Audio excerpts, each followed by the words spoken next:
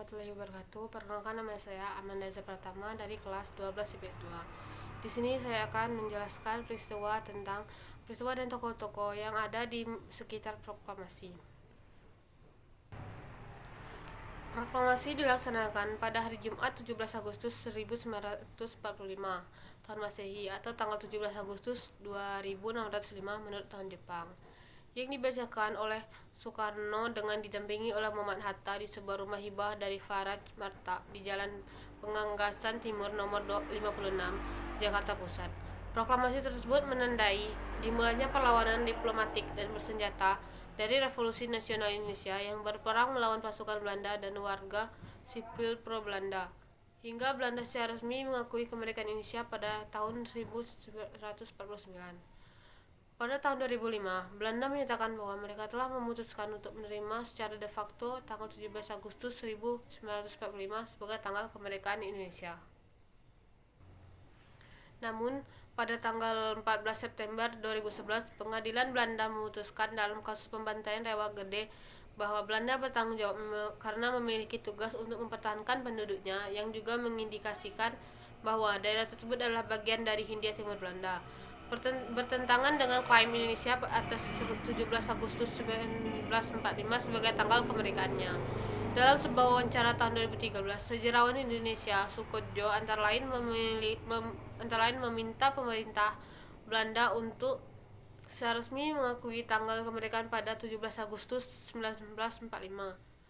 Perserikatan Bangsa-Bangsa mengakui tanggal 27 Desember 1949 sebagai tanggal kemerdekaan Indonesia. Naskah proklamasi ditandatangani oleh Soekarno yang menulis namanya sebagai Soekarno menggunakan ortografi Belanda, dan Muhammad Hatta yang kemudian ditunjukkan sebagai presiden dan wakil presiden berturut-turut sehari setelah proklamasi dibacakan. Hari kemerdekaan dijadikan sebagai hari libur nasional melalui keputusan pemerintah yang dikeluarkan pada 18 Juni 1946. Tokoh-tokoh proklamasi dan perannya. Yang pertama yaitu Insinyur Soekarno. Soekarno berperan sebagai pembaca teks proklamasi. Ia lahir pada 6 Juni 1901 di Blitar, Jawa Timur. Ia diketahui aktif berjuang sebelum kemerdekaan dengan menjadi anggota Pusat Tenaga Rakyat Putra hingga ketua PPKI. Yang kedua, Dr. Handes Muhammad Hatta. Muhammad Hatta ikut dalam merumus teks proklamasi. Ia juga mengajukan usul untuk menandatangani teks proklamasi oleh seluruh tokoh yang hadir di Rumah Laksamana Maeda saat itu. Pria yang lahir di Sumatera Barat 12 Agustus 1902 ini ikut mendampingi Soekarno saat pembacaan teks proklamasi.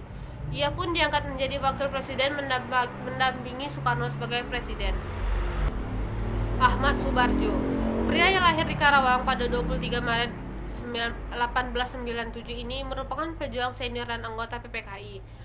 Ahmad Subarjo juga terlibat sebagai penulis proklamasi ini di Rumah Laksamana Maeda. Bahkan pria bernama lengkap Raden Ahmad Subarjo ini yang menjemput Soekarno dan Hatta di Rengas Dengklok.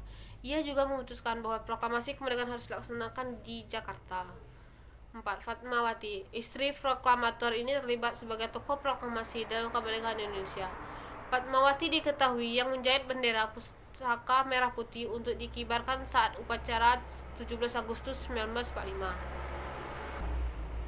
Soekarni. Soekarni lahir pada 14 Juli 1916 di Blitar. Selama hidupnya ia aktif dalam perjuangan kemerdekaan dan pernah bekerja di kantor berita Domei Sendebu dan kantor pusat Seinendan. Diketahui ia juga yang mengusulkan agar naskah proklamasi kemerdekaan hanya ditandatangani oleh Soekarno dan Hatta sebagai perwakilan bangsa Indonesia. Sayuti Melik menjadi salah satu tokoh proklamasi dan berperan sebagai pengetik naskah. Sebelumnya, naskah proklamasi ditulis tangan dengan beberapa perubahan. Setelah disetujui, diserahkan kepada Sayuti. Latif Hendra Ningrat. Latif Hendra Ningrat merupakan pejuang yang tergabung dalam pembela tanah air (PETA). Ia ikut berperan dalam peristiwa proklamasi kemerdekaan Indonesia dengan menaikkan bendera pusaka saat 17 Agustus 1945. Dan yang terakhir yaitu Laksamana Maeda. Pria berkebangsaan Jepang ini juga menjadi tokoh proklamasi kemerdekaan Indonesia. Ia merupakan seorang perwira dengan jabatan sebagai wakil komandan Angkatan Laut Jepang di Jakarta dan ikut bersimpati pada perjuangan kemerdekaan Indonesia. Laksamana Maeda mengizinkan para pejuang menggunakan rumahnya sebagai tempat penulisan naskah proklamasi. Itulah tadi penjelasan dari saya. Sekian, assalamualaikum warahmatullahi wabarakatuh.